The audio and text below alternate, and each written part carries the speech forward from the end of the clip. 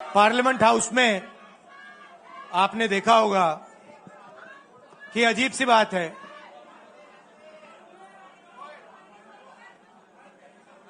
BJP की जो पूरी मूवमेंट थी राम मंदिर की, अयोध्या की मूवमेंट थी। सही बात। शुरुआत अडवाणी जी ने की थी, रथ यात्रा हुई थी, उसमें आपने अडवाणी जी को रथ पे देखा था। कहा जाता है कि नरेंद्र मोदी जी ने उस यात्रा में अडवाणी जी की मदद की थी। इनकी शुरुआत वहां हुई, राइट? ठीक है। रथ यात्रा चली और पार्लियामेंट में मैं सोच रहा था कि उन्होंने राम मंदिर का इनॉग्रेशन किया और राम मंदिर के इनॉग्रेशन में अदानी जी दिख गए, अंबानी जी दिख गए, मगर गरीब व्यक्ति वहां कोई नहीं दिखा। आपने देखा होगा, टीवी पे देखा आपने। अब उसका नतीजा बताता हूं। पार्लियामेंट में मैं यहां बैठता हूं, यहां पे अयोध्या के एमपी बैठते हैं। देखा आपने उनका चेहरा, इंडिया गठबंधन के हैं, है ना। मैंने उनसे पूछा कि भैया आप मुझे एक बात समझाओ, ये बीजेपी ने अपनी पूरी पॉलिटिक्स अयोध्या की पॉलिटिक्स थी। चुनाव के पहले इन्होंने राम मंदिर का इनॉग्रेशन किया, राम भगवान को पॉलिटिसाइज करने की कोशिश की, मीडिया में फैला दिया। मैंने उनसे पूछा भैया एक बात बताओ, यह हुआ क्या कि उन्होंने राम मंदिर का इनॉग्रेशन किया और इंडिया गठबंधन अयोध्या में चुनाव जीत गया, यह हुआ क्या? और मुझे जवाब उन्होंने दिया, मैं ये जवाब आपको देना चाहता हूं। उन्होंने कहा राहुल जी, मुझे पता लग गया था, तकरीबन 6 महीने पहले मुझे पता लग गया था कि मैं अयोध्या से लड़ूंगा, और जिस दिन मुझे पता लगा उस दिन मुझे यह भी मालूम था कि मैं सिर्फ लड़ूंगा नहीं, इंडिया गठबंधन अयोध्या से जीतने जा रहा है। मैंने कहा कि आपको कैसे मालूम? पूरी देश में, मीडिया में, सब जगह राम मंदिर का इनॉग्रेशन हुआ, तो आपको कैसे मालूम? उन्होंने कहा कि राहुल जी, जब मैं अयोध्या में लोगों से बात करता था तो मुझे अयोध्या के लोग सिर्फ 2-3 चीजें कहते थे। पहली बात कहते थे कि अयोध्या में मंदिर बनाने के लिए, क्लीन अप करने के लिए बहुत सारे लोगों से जमीन ली गई,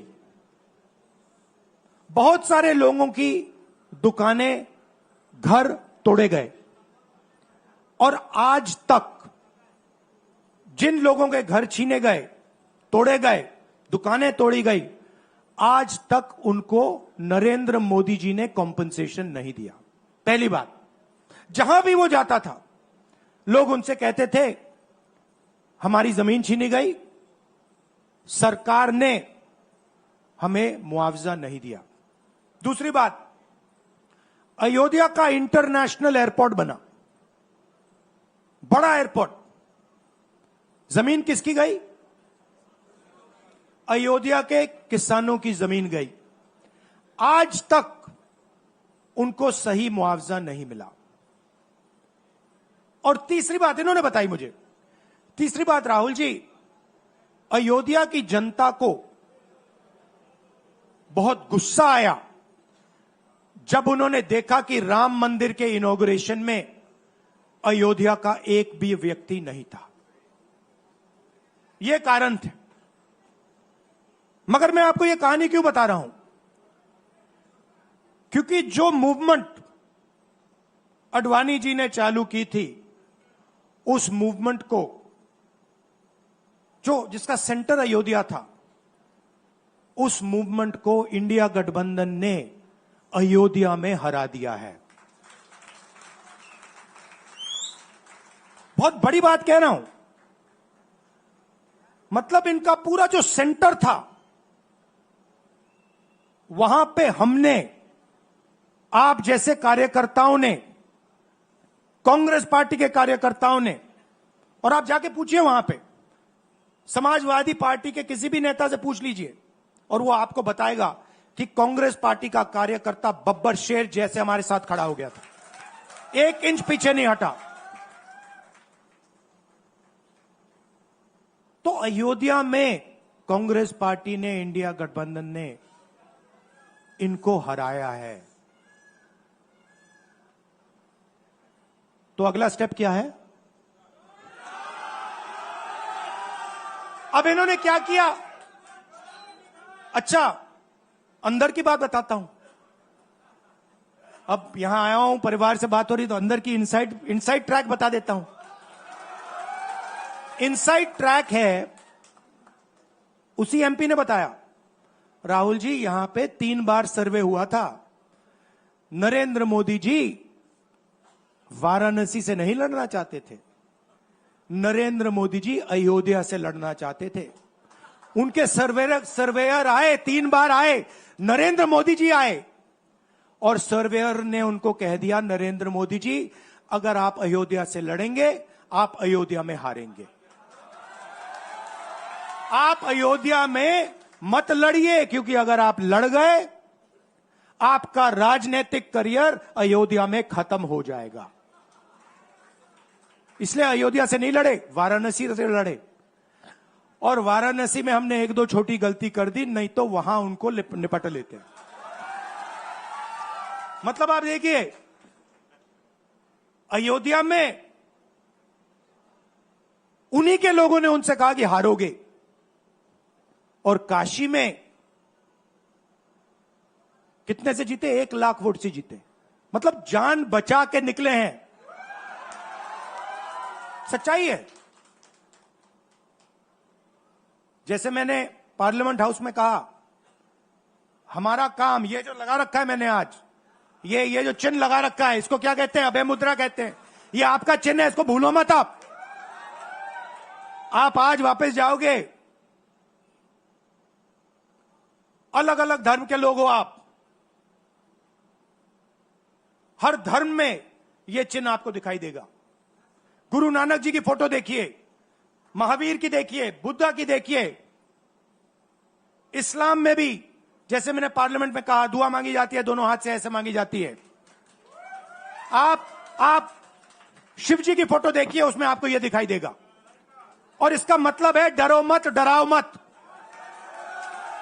और मैं आपसे यहां कहने आया हूं, इन्होंने आपके ऑफिस पे, आपके कार्यकर्ताओं पर आक्रमण किया है। अब आपको डरना नहीं है, डराना नहीं है। इन्होंने हमारे ऑफिस पे धमकाकर, ऑफिस को तोड़कर हमें चैलेंज दिया है। चैलेंज क्या है? गुजरात के चुनाव में मैं आपको बता रहा हूं, हम सब मिलकर इनको गुजरात में हराने जा रहे हैं। जो हमने कहा, और लिख के ले लो, कांग्रेस पार्टी की जो आत्मा है वो गुजरात के चुनाव में लड़ेगी, और नरेंद्र मोदी और बीजेपी को गुजरात में, जैसे हमने अयोध्या में हराया है, वैसे ही हम गुजरात में इनको हराने जा रहे हैं। कौन हराएगा? हमारे लीडर हराएंगे, हमारे बब्बर शेर टाइगर हराएंगे। आप देख रहे हो, मैं बता रहा हूं आपको, देखो 50% आप में से लोग, 50% आप क्या सोच सकते थे? मैं आपको पूछता हूं, आप क्या सोच सकते थे? चुनाव से पहले आप सोच सकते थे कि अयोध्या में बीजेपी हारेगी? ना। आप सोच सकते थे कि नरेंद्र मोदी से जान बचा के निकलेगा? मतलब मार्जिन ऐसे तुक्के से निकलेगा, सोच सकते थे? मैं आपको बता रहा हूं, जैसे ये अयोध्या में हारे वैसे यहां पे हारने जा रहे हैं। आपको सिर्फ एक काम करना है, एक काम करना है आपको सिर्फ गुजरात की जनता को सिर्फ एक बात बोलनी है, आपको डरना नहीं है। बिना डरे अगर आप बीजेपी से लड़ गए, चाहे आप किसान हो, मजदूर हो, छोटे व्यापारी हो, अगर गुजरात की जनता बिना डरे लड़ गई, बीजेपी सामने नहीं खड़ी हो पाएगी। दूसरा उदाहरण देता हूं, आप कांग्रेस पार्टी को जानते हो? हमारी पार्टी में कोई डरता है? कैसे मालूम?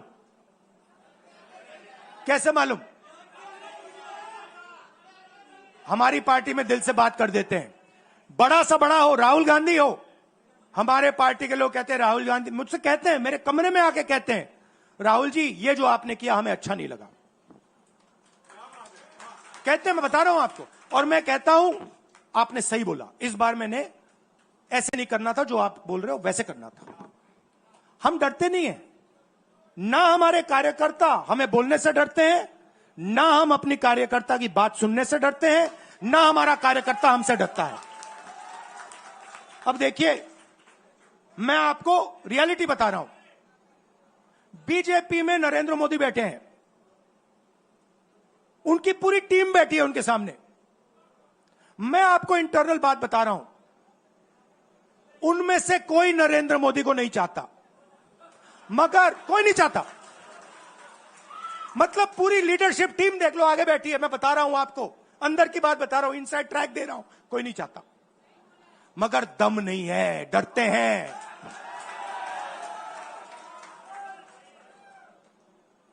अगर नरेंद्र मोदी जैसा लीडर कांग्रेस पार्टी में होता, पूरी कांग्रेस पार्टी खड़े हो जाती, कहती है नहीं हम डरते नहीं है, हटो यहां से। मगर उनकी पार्टी में दम ही नहीं है, उनके कार्यकर्ताओं में दम नहीं है। आप देखो ना, एक आदमी खड़ा है वहां पे, सबकी हवा निकल गई, मतलब कार्यकर्ताओं की हवा निकल गई, आरएसएस की हवा निकल गई, सारे लीडर्स की हवा निकल गई। सच बोल रहा हूं ना। और हमारे मतलब छोटा कार्यकर्ता होता है, टाइगर होता है, आता है कांग्रेस प्रेसिडेंट के सामने, आता है राहुल गांधी के सामने, आता है, कहता है भैया मेरे दिल में ये बात है, आपको ना लगे मैं तो बोल रहा हूं। तो ये है कांग्रेस पार्टी। अंग्रेजों के साथ ये खड़े हो गए थे सारे के सारे आरएसएस वाले। हम लड़े थे, हमने कहा, देश से हमने कहा था डरो मत, डराओ मत, हमने कहा था। बीजेपी के लोगों ने हाथ जोड़ के कहा था भैया डर गए हम, जो करना है कर लो। तो आप अपनी हिस्ट्री समझो, जो डर की भावना होती है ना, वो आप में नहीं है, उनमें है। और इसी के कारण मैं आपको बता रहा हूं, कांग्रेस पार्टी गुजरात में जीतेगी और गुजरात से ही नई कांग्रेस पार्टी बनेगी। क्योंकि कांग्रेस पार्टी, मैं गहरी बात बोल रहा हूं, मैं ऐसी आलतू फालतू बात नहीं करता हूं। देखिए, कांग्रेस पार्टी बनी कहां थी? मतलब हमारे जो सबसे बड़े नेता थे, जिन्होंने रास्ता दिखाया था। आप क्या सोचते हो, जब यहां अंग्रेज राज करते थे, क्या डर नहीं था? गुजरात के व्यक्ति ने कहा था, महात्मा गांधी ने देश को कहा कि देखो डरो मत, डराओ मत। और आग गुजरात से शुरू हुई थी। और आज अगर कांग्रेस पार्टी है, तो वो पार्टी, वो भावना, वो सोच गुजरात से शुरू हुई थी। इसीलिए जब इन्होंने हमारा ऑफिस तोड़ा, मैंने सोचा भैया मौका मिल गया। अब हम इनको सबक सिखाएंगे। जैसे इन्होंने हमारा ऑफिस तोड़ा, वैसे ही हम उनकी सरकार को तोड़ने जा रहे हैं।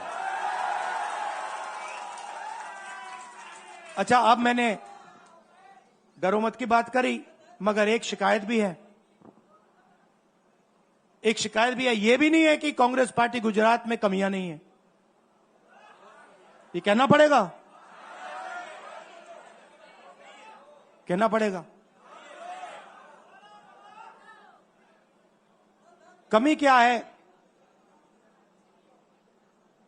एक कार्यकर्ता ने मुझे बहुत अच्छी तरह बताया, कांग्रेस पार्टी के कार्यकर्ता ने, राहुल जी, कहता है मुझे, राहुल जी, ये कांग्रेस पार्टी में एक मुश्किल है, दो तरीके के घोड़े होते हैं। एक रेस का घोड़ा होता है, दूसरा शादी का घोड़ा होता है। ये आप कभी कभी कांग्रेस पार्टी क्या करती है, रेस के घोड़े को शादी में भेज देती है और शादी के घोड़े को रेस में लगा देती है। तो उसने कहा ये आप बंद करा दीजिए, रेस के घोड़े को आप रेस दौड़ाइए और शादी के घोड़े को आप शादी में भेजिए। तो ये हमें गुजरात में करना है। जो रेस का घोड़ा है, जो तैयार है, दौड़ने के लिए तैयार है, उसको रेस में लगाना चाहिए। और जो हमारे शादी के घोड़े हैं, जो हैं, वो हैं, उनको हमें शादी में, बारात में नचा देना चाहिए।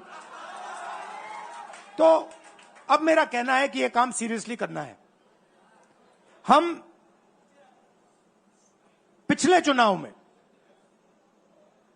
आप भी जानते हो, मैं भी जानता हूं कि हम बीजेपी से पिछले चुनाव में नहीं लड़े थे, ठीक से नहीं लड़े थे। उससे पहले चुनाव में 2017 में हम 3 महीने कह लो, 4 महीने कह लो, 4 महीने 3 महीने हम लड़े और नतीजा आपने देखा। आपने देखा, गुजरात के सीनियर नेताओं ने मुझे बस में कहा, मैं बता रहा हूं आपको इनसाइड ट्रैक, मुझे बस में कहा कि राहुल जी, गुजरात में हमें 40 सीटें मिलेंगी। मैंने उनसे कहा 40 नहीं, हम चुनाव जीतने जा रहे हैं। और 16 सीट से हम चुनाव हारे। अब 3 साल है,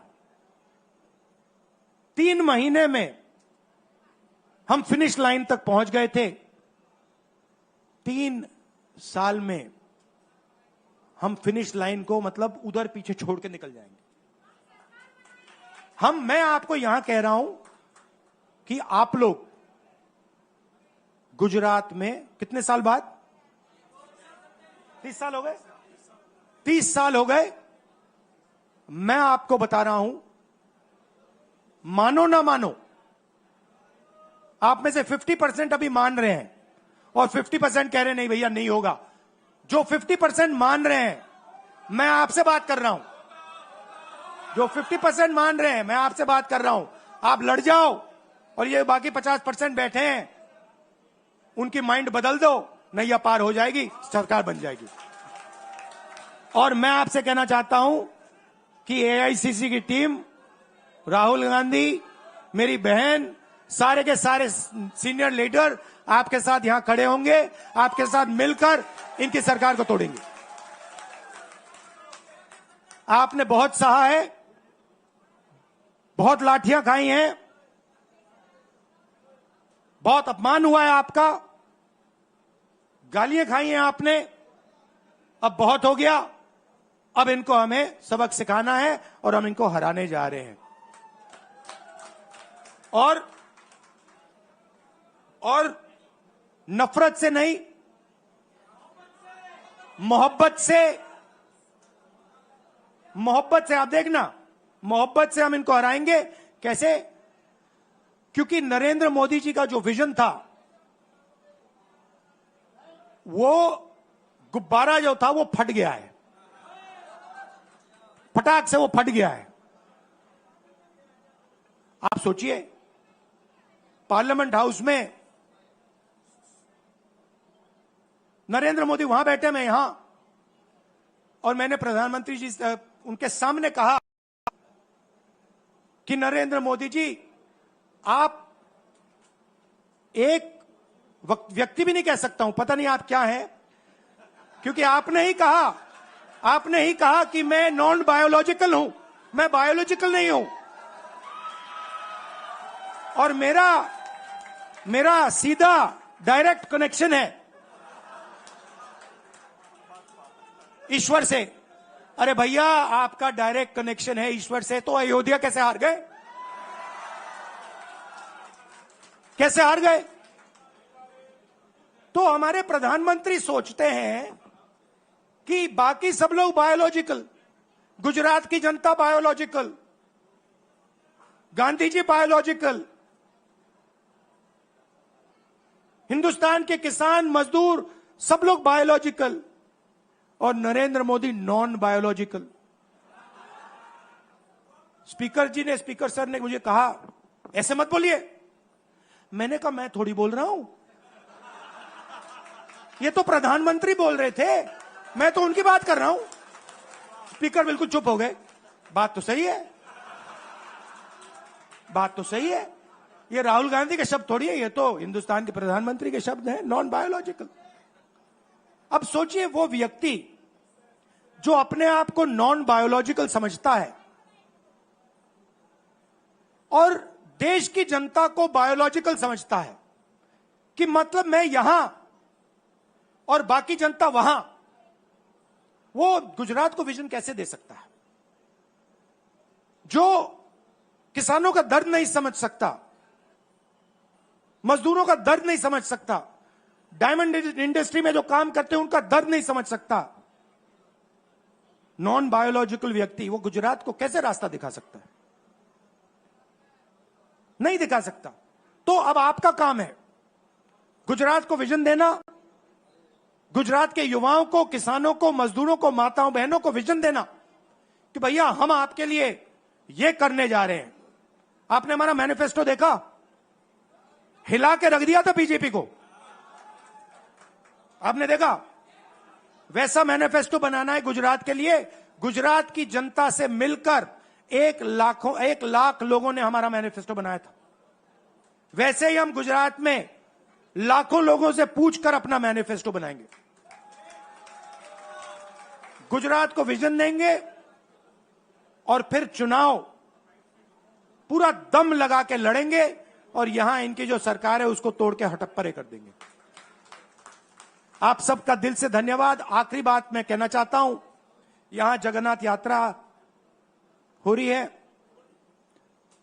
आप सबको, और जो यात्रा में भाग लेंगे, आप सबको शुभकामनाएं देना चाहता हूं, और दिल से प्यार देना चाहता हूं। आप सबका दिल से धन्यवाद, नमस्कार, जय हिंद। अब है मुद्रा, डरो मत, डराओ मत।